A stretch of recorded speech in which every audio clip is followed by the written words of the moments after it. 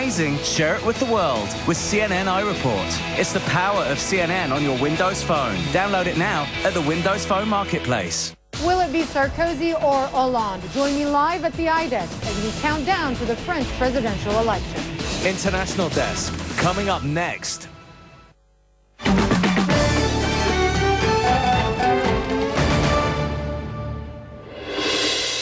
Think, discover, achieve.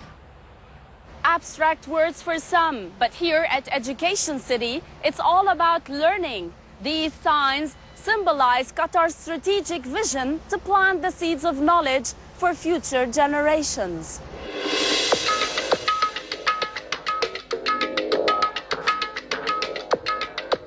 In a fourth grade classroom just outside Qatar's capital, Doha, change comes in the form of English lessons. And the young boys are not happy about it. The teacher struggles to maintain control as they disrupt class. 5 minutes away, at a different school, Sara Sadi is telling this story. This 21-year-old Qatari university student is making a film. It's about educational reforms in Qatar. The documentary I'm working on is about a group of Bedouin children, and they're in this public school. Now a lot of the public education is trying to move towards English, towards a more modern type of education, and a lot of them are struggling with this. We can sense kind of this identity struggle, and they're very resistant to these changes in learning the English language.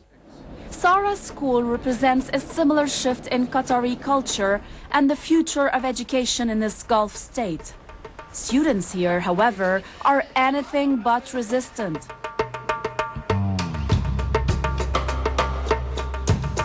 This is Education City. It's a sprawling 2,500-acre campus, home to several American universities, including Northwestern and Georgetown. As you can see in Education City, we have 5 or 6 of the most prestigious universities, and we're continuing to get more. Education City is the centerpiece of Qatar's long-term vision for development. Here, the goal is to expand the potential of Qatar's youth and prepare them for a future without oil. To do that, they're teaching journalism, engineering, and even acting. Students say they can speak freely here, rare for a region where some universities and media are controlled by states. Do you get to express whatever you feel like and what you think of? Honestly, yeah, we do.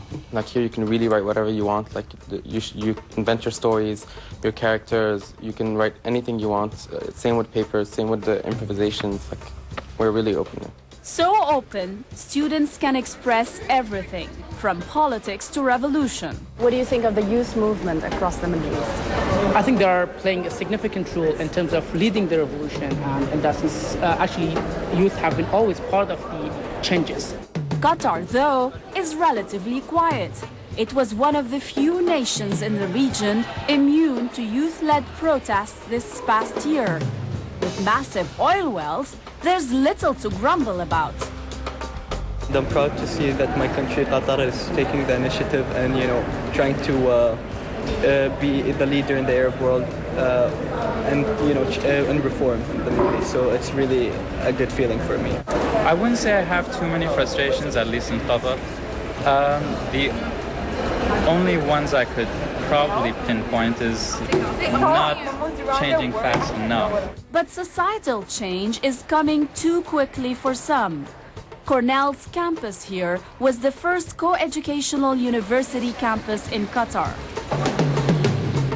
It is a progressive change that is happening within the youth that perhaps clashes with the elder population of the country.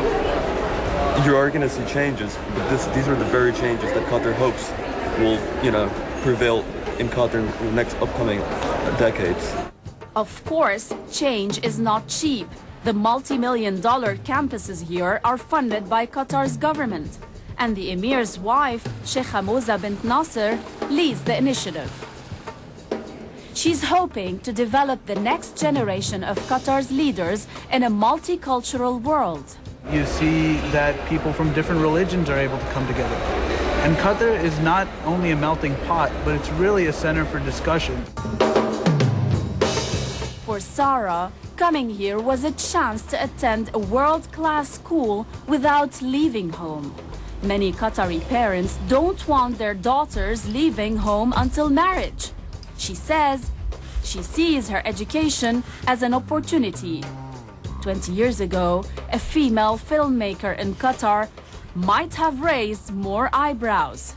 Still, she sees room for growth. There's still a lot of cultural barriers that we need to kind of overcome, and there are still a lot of things that for a woman is considered kind of not appropriate. Slowly, people are realizing that we can do much more as Arab women and that we should be given the opportunity to do more.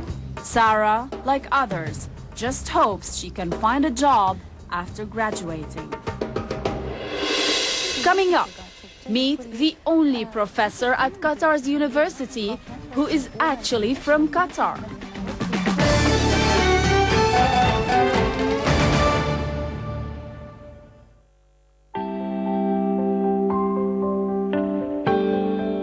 Of all of the Earth's vast resources, none is more valuable or powerful than the human mind.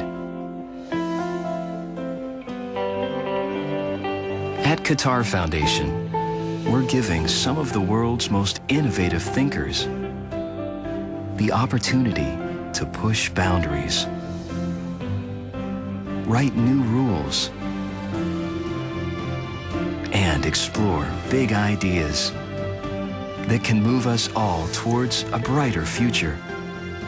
Through education, science and research, and community development, we're dedicated to our mission of helping the people of the world to unlock their potential. Of all the Earth's vast resources, none is more valuable than the human mind. At Qatar Foundation, we're giving some of the world's most innovative thinkers the opportunity to move us all towards a brighter future. Through education, science and research, and community development, our mission is to help the people of the world to unlock their potential.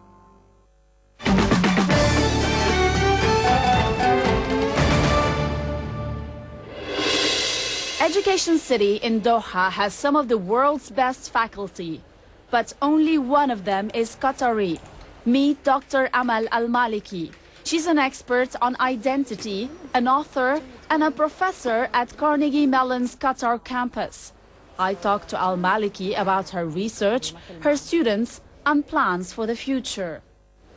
Dr. Maliki, in the past, if you're an Arab student and you don't want to go to the West, you'd go to Cairo or Beirut for good education. Now, you come to Doha. It's an amalgam of different cultures. You can see diversity, you can feel diversity. I understand the history behind Cairo and Lebanon and other, old cities in the Middle East, and I don't think that their position will change ever, to say the truth. But we are making history, maybe in a different form or shape. And our main objective is actually the human capital here in Qatar. So we're focusing on education. Tell me about the students here in this university. Our students are participants in the making of our recent history, our modern history in Qatar. We're going through a transitional phase where everything that was taken for granted has changed and is changing drastically. So I am really happy to be a part of this stage in their lives where they are forming their own identities. Yes, I have a very personal relationship with them. And I hope that I can inform them in a way or another, just by speaking about my own experience.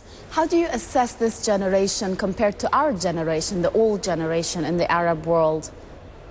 There is a vast difference between us. And unfortunately, I have to say, I come from a generation with limited dreams, because our dreams were generated from our realities, and our realities weren't that nice or free or expressive.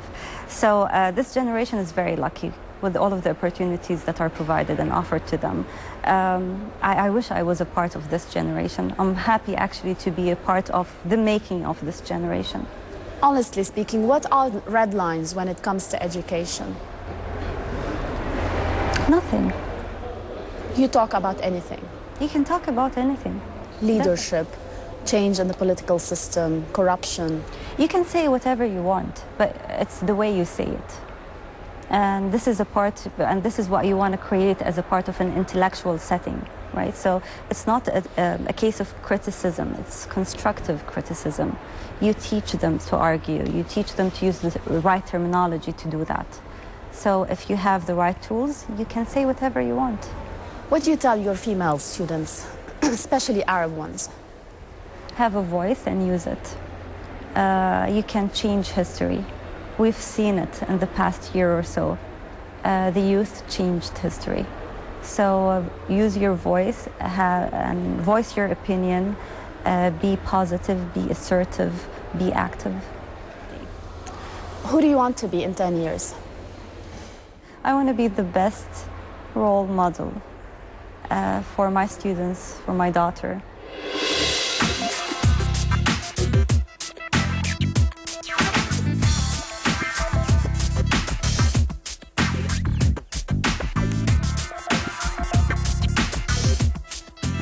That's our show. Don't forget to visit our website, cnn.com/IME. You can also find us on Facebook and Twitter.